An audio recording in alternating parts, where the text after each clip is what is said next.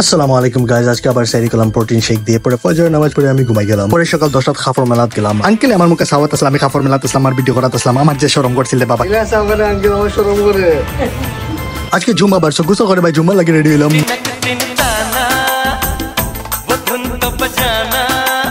ওকে বাপ মারা শেষ করে গেলাম জুম্মাত। যে গরম আসলে বাবা, জুম্মা পরে আমার বাজার করা যাওয়া লাগছে। কোন সম্ভবতে আমার হংক মারছে, মিজাজটা গরম করেছে। তো ফ্রাইডে আমি মাছ বাজার এগুলো করিছো। আজকে আমি মাছ কিনলাম, ডিম কিনলাম, এন কিনলাম, চিকেন জিনিস সকল যে দাম রে বাবা, কয়দিন বাদে কিডনি বেচা লাগতে পারে।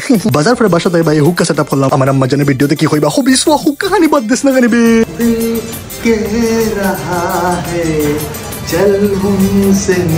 পরে আঙ্কেলের সাথে গেলাম ইফতার বাজারে। আমার আঙ্কেল লাগি দোয়া করবা। আমার আঙ্কেল কিরমি হয়ে গেছে। কিরমি কিটা ছিল নাকি?